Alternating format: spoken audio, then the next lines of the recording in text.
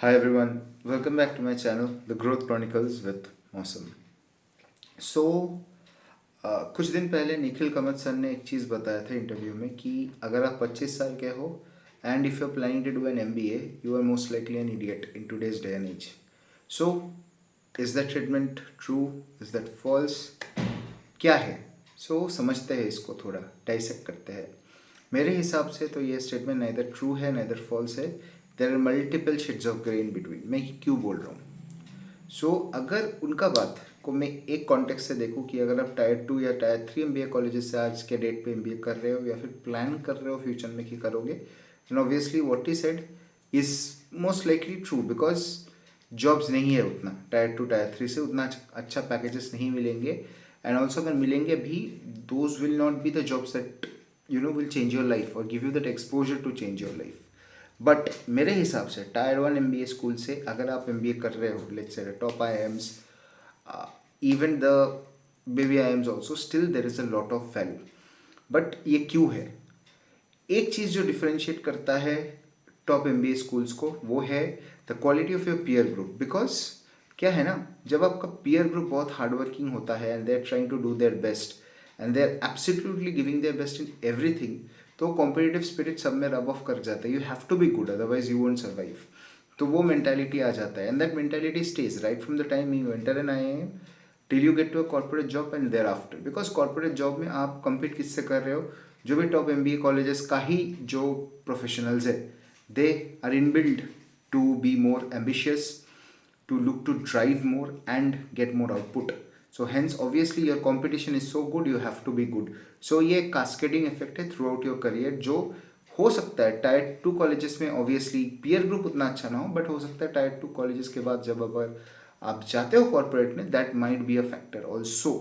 So that's the first point of analysis. But अगर इसी angle से देखें तो आज का जो स्थिति है एडुकेशन को, उसको समझते हैं कि भाई एडुकेशन तो सबको मिल रहा है, डिग्री तो सबको मिल रहा है, बट जॉब्स नहीं मिल रहा.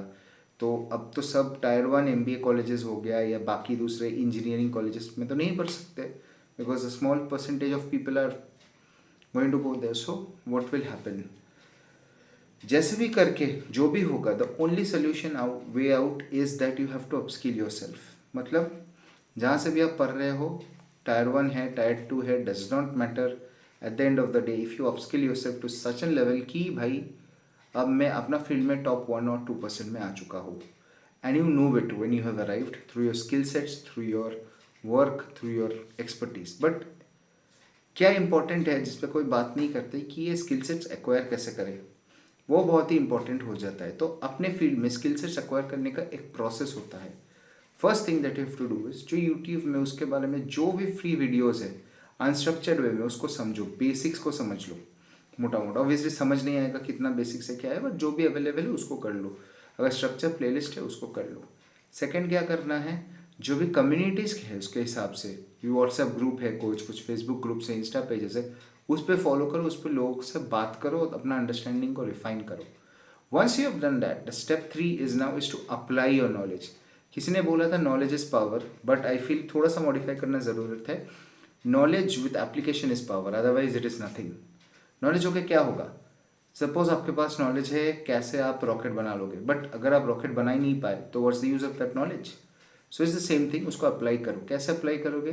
प्रोजेक्ट्स ढूंढो, इंटर्नशिप्स ढूंढो, खुद से डिज़ाइन करो. अगर आपको लग रहा है, for example if you are it's a software engineer, इतना सारा सॉफ्टवेयर चाहिए, एप्लीकेशंस चाहिए, खुद डिज़ाइन करो, खुद प्ले स्टोर में डालो, खुद उसको रिफाइन करो, and it's very possible to do that. So that's why you upskill yourself. And it's an iterative process. The world is not easy as it was 50 years back, and obviously the statement which sir made is obviously not as easy to explain because there are a lot of pros in it and a lot of cons in it as well.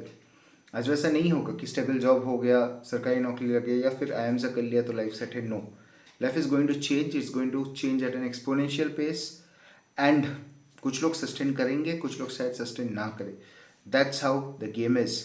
Who will win the game? My prediction है जो upskill करता रहेगा, जिसके पास multiple income streams होगा, जो soft skills पे काम करेगा, एंड मोस्ट इम्पॉर्टेंटली जिसको पल्स थोड़ा पहले समझ में आ जाएगा दुनिया किस डायरेक्शन में जा रहा है. With that thought I will end this video. If you have liked it, do like, share and subscribe. And if you feel my content is valuable, do give this video a thumbs up and comment your thoughts below. Thank you so much for tuning in.